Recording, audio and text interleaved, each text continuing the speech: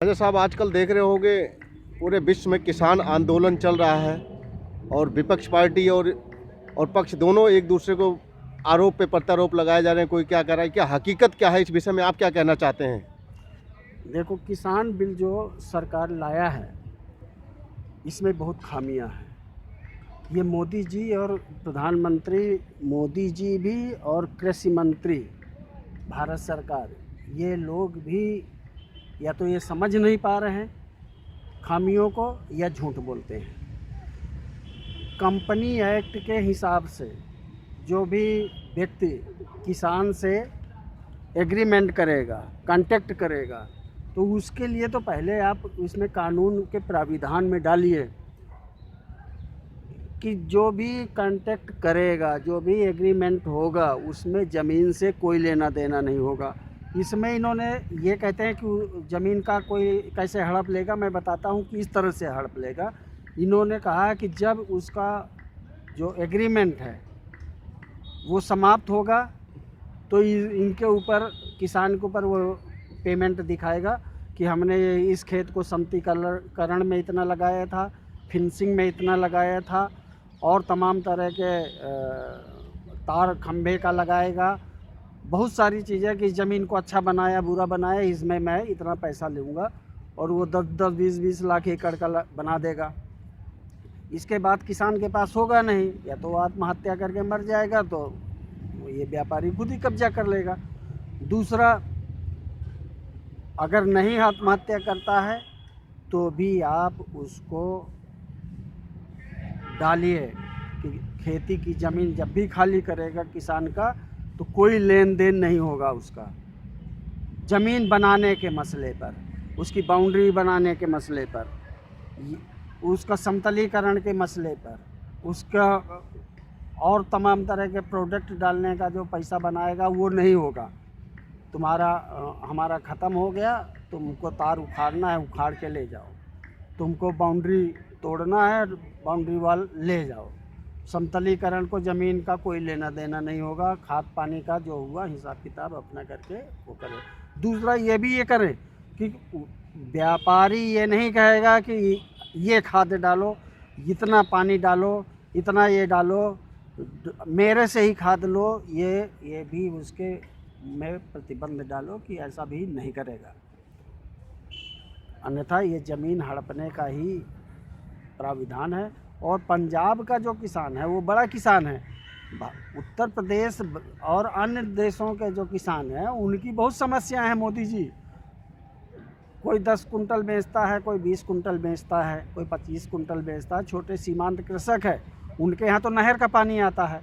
उत्तर प्रदेश में नहर में पानी ही नहीं चलता, वो तो बोरिंग से पानी लेता है। बिजली का बिल आप उसी रेट में करेंगे क्या जो 6 रुपया, 7 रुपया, 10 रुपया एकड़ के हिसाब से पंजाब को मिलता है? पंजाब को बिजली 24 घंटे मिलती है। उत्तर प्रदेश में रात में बिजली आती है, कभी 2 घंटा, कभी 2.5 घंटा। ये तमाम तरह की व्याधियाँ हैं। तो आप बिजली मुक्त कीजिए, उसको बिल मुक्त होना चाहिए, बिजली मुफ्त। डीजल का आधा पैसा करिए, सब्सिडी कार्ड बनाइए, क्योंकि आप कहते हो कि बाज़ार में कहीं बेच लेगा 2 रुपया कार्ड, जो 2 रुपया किलो का अनाज भी बंद करिए, नहीं तो दूसरे ग्रह चंद्रमा से आएगा खरीदने के लिए। क्योंकि जो यहाँ 4 तरह के लोग हैं। पहला व्यक्ति जो साधु है, संत है, भिखारी है, वो किसान से फ्री में मांगता है, उधार लेता है, उधार भी नहीं लेता, दान लेता है। दूसरा, जो लोअर क्लास है, उसको आप 80 करोड़ आदमी को तो राशन कार्ड से दे दोगे। तीसरा, किसान है, वो किसान के पास खुद ही अनाज है, वो काहे को खरीदेगा। चौथा, जो अपर मिडिल है, वो पैकेट का माल खाता है, कोई गेहूं खरीदता ही नहीं है, वो तो आशीर्वाद आटा खाता है। और पांचवा, जो अपर क्लास है, वो खाता है ब्रेड, मक्खन, मुर्गा, उसको अनाज से कोई लेना देना नहीं है।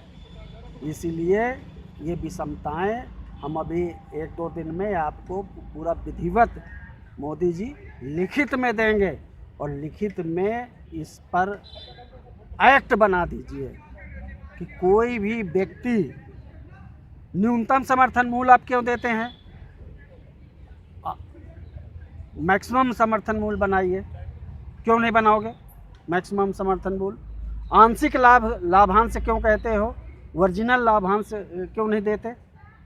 आंशिक मतलब हम इतना गिरे हैं कि हमको आंशिक मिलेगा, तो आंशिक नहीं होना चाहिए। सपोर्ट, अधिकतम सपोर्ट दीजिए किसान को,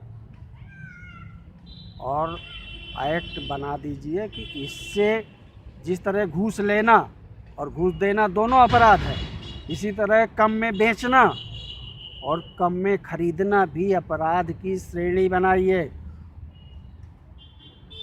और अमेंडमेंट इसमें कीजिए।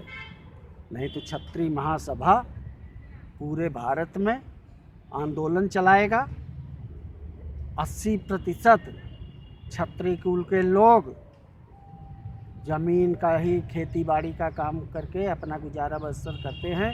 तुमने सीलिंग में ले लिया, जमींदारी ले लिया, अब जो बची खुची है उसको तुम इससे ले लोगे, एक्ट बना करके, किसान कानून बना करके। राजा साहब, एक सवाल और आपसे हम करते हैं कि आप देख रहे होंगे इतनी कड़कड़ाती ठंड में हमारा किसान, हमारे देश का अन्नदाता, जिसको अन्नदाता बोला जाता है, किसान, और देख रहे होंगे सारे बॉर्डरों पे कैसी स्थिति में जी रहे हैं। यहाँ तक तो अब तो खबरें आ रही, मतलब प्राण तक भी वो कई लोग जो है अपनी भूमि के लिए, मतलब जो है अपने मांगों को लेने का अपनी जान भी गंवाते जा रहे हैं।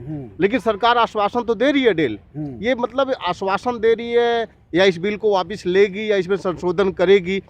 अगर बाई चांस ये नहीं करती, सरकार अपने आप अड़ी रहती, तो आपकी इसमें क्या प्रतिक्रिया रहेगी? आप अरे हम पूरे देश में अभी हम देख रहे हैं, अभी हम इनको प्रधानमंत्री जी को पत्र देने वाले हैं 1-2 दिन में। हम देख रहे हैं पंजाब और हरियाणा के किसान का अलग हिसाब किताब है, उत्तर प्रदेश, बिहार, मध्य प्रदेश के किसान का अलग ही परेशानियां हैं। इस पर समन्वय करना पड़ेगा। और जो किसान को तो हम कहते हैं कि अभी तो जो घर में छिपे हुए बैठे हैं ना, यूपी, बिहार, मध्य प्रदेश और अन्य प्रदेशों के, इनको भी बाहर आना पड़ेगा, इनको भी संज्ञान लेना पड़ेगा। इसके लिए हम क्षत्रिय महासभा अंदर सबको संज्ञान में डाल रहे हैं और तैयारी कर रहे हैं। इसके लिए हम बलिदान देंगे नहीं, बलिदान लेंगे अब इनसे। किसान प्राण दे नहीं, प्राण लेने का प्लान बनाए। इनके बाप का धंधा हो गया है, सीलिंग में ले लो, ऐसे ले लो, कानून बना के ले लो, जमींदारी ले लो। तो पहले के लोग थोड़ा सरल स्वभाव के थे, अब इसके लिए मुहिम छेड़ना पड़ेगा। और क्षत्रिय कुल से हम आह्वान करते हैं कि केवल नाम के क्षत्रिय मत रहिए, काम के क्षत्रिय बनिए। धन्यवाद।